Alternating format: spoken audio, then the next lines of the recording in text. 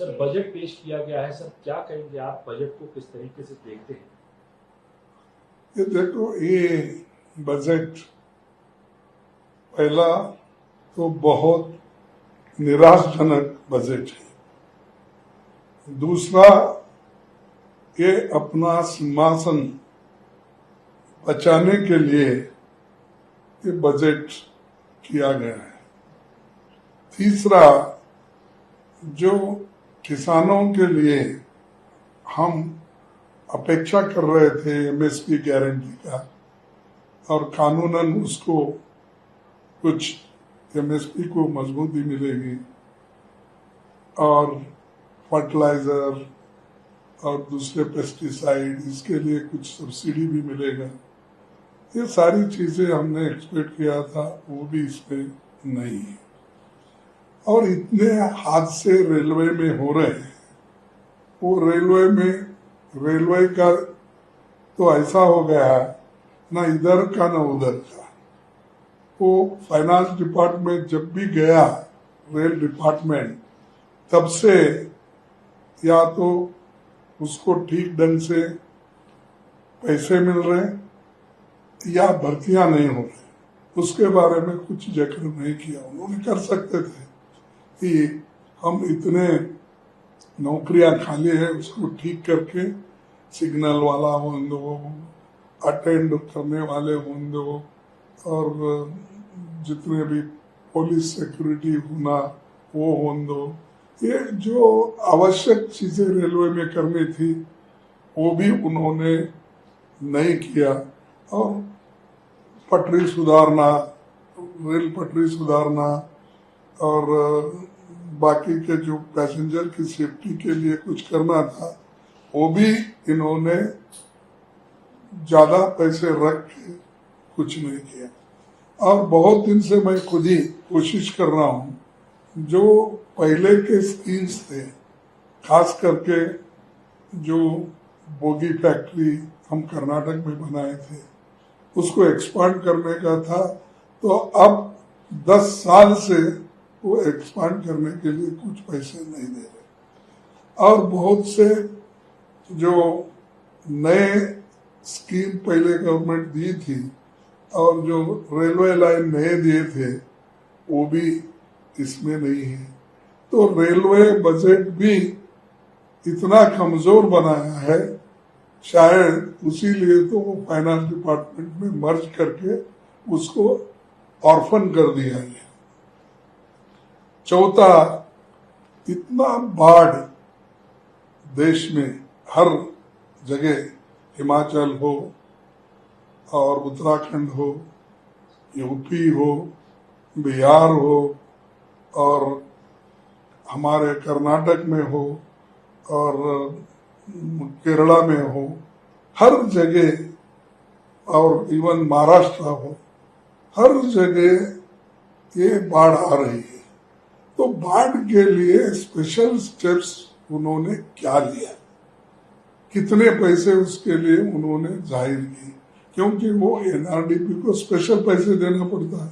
जितना बजट में रखते हैं उससे ज्यादा आज नुकसान हुआ, लोगों का घर गए, मरे लोग बहुत हो गया। तो उसके बारे में भी उन्होंने ठोस कदम नहीं उठाया और उसके लिए उन्होंने कुछ दिया नहीं। फिर उसके बाद इनके बजट में एससी एसटी का नाम ही नहीं, या उनके लिए जो बजट पॉपुलेशन के लिहाज से रखने का था वो भी नहीं। दूसरों को तो बहुत बातें कहते, मैं शायद इस बार एससी एसटी को जो एक स्पेशल कंपोनेंट के तहत अलग पैसे रख के देना था वो नहीं किए। शायद उनको गुस्सा होगा, क्योंकि इस बार दलित आदिवासी लोग ज्यादा रुझान इंडिया गठबंधन के दिया है, तो इसीलिए वो गुस्से में, वो गुस्सा निकालने के लिए, सबक सिखाने के लिए गरीबों को, दलितों को, पिछड़ों को और माइक्रोस्कोपिक बैकवर्ड्स को उन्होंने नजरअंदाज किया। फिर उसके बाद देश के किसानों की मांग तो थी, हमने पहले ही बोला, वो कानून तो दूर ही रह गई।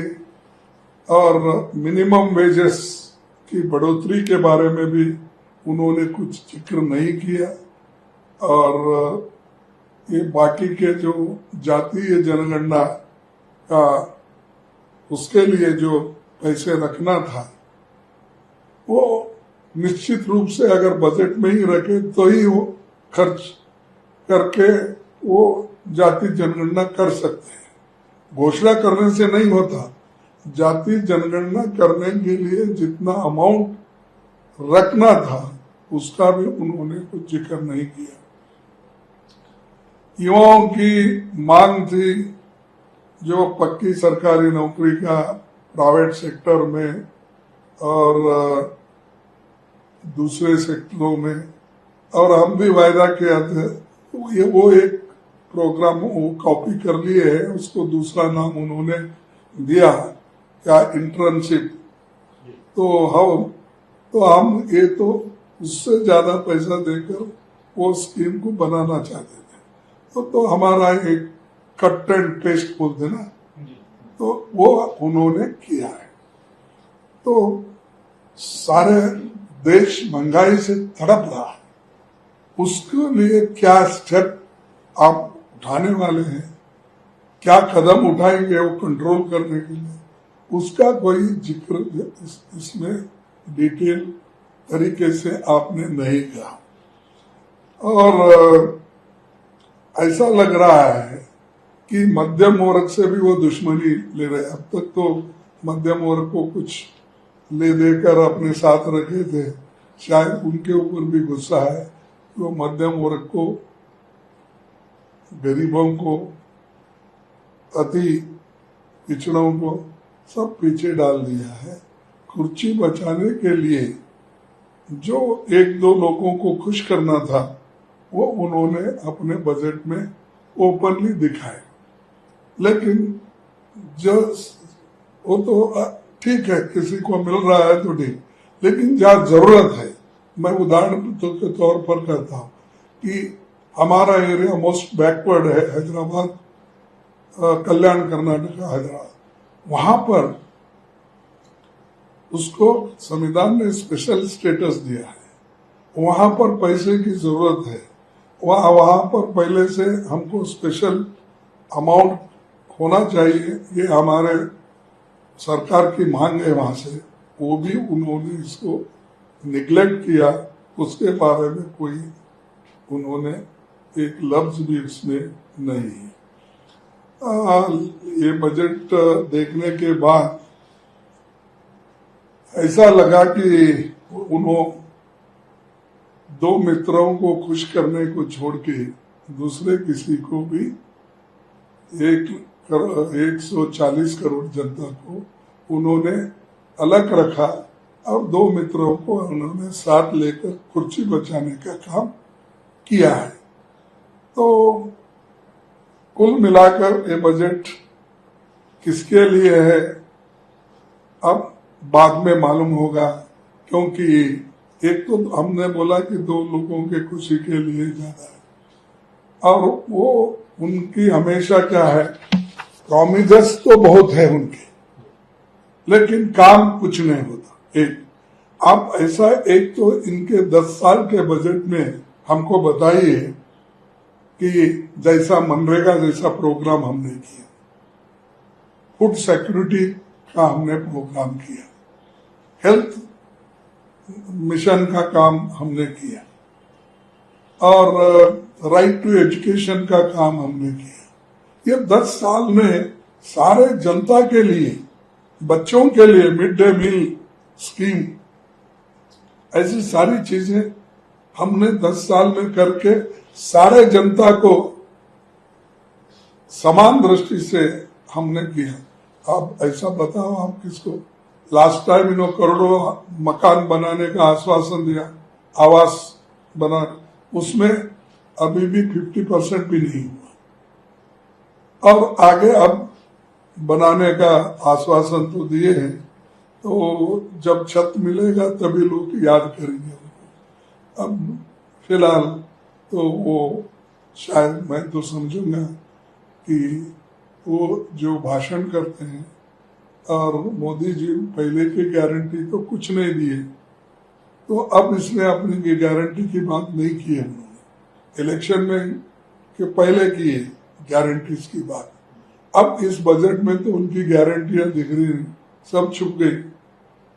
तो एक मोदी साहब हमेशा, उनको आदत है झूठ बोलने की, तो इसीलिए मैं कभी और मौका मिला तो बोलूंगा उनके 10 बड़े झूठ कैसे हैं वो मैं बताऊं। सर, एक बड़ी बात इसमें ये है कि जो कई स्टेट्स ऐसे हैं जिनके सांसदों ने पार्लियामेंट के बाहर निकल के ये कहा कि उनके राज्यों को नेग्लेक्ट किया, जैसे हरियाणा, जहां पर बीजेपी का कोई खास प्रदर्शन उस तरीके से नहीं रहा जैसा पहले सीट थी उनकी रिटेन नहीं कर पाए थे। महाराष्ट्र महाविकास अघाड़ी ने वहां 48 में से 30 सीटें जीती हैं।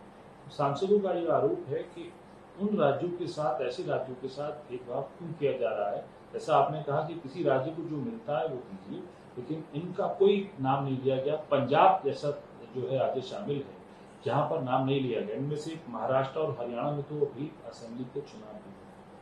ये देखिए, मैं कह रहा हूं मन मर्जी वो बनाए। तमिलनाडु को निग्लेक्ट किया, केरला को निग्लेक्ट किया, कर्नाटक को निग्लेक्ट किया, और आंध्रा खैर मैं बोला वो कुर्सी के हिसाब से चल रहा है। और तीसरी चीज हरियाणा नहीं, पंजाब नहीं, और इवन छत्तीसगढ़ के लिए जो आदिवासियों का एरिया बहुत बड़ा है, तो राजस्थान है, महाराष्ट्र है, और मध्य प्रदेश भी है। और मध्य प्रदेश तो उन्हीं का गवर्नमेंट है। तो लेकिन जहां उनको जरूरत है उस जगह वो इस बार उतना ही कर लिए हैं। उन्होंने सारे प्लीज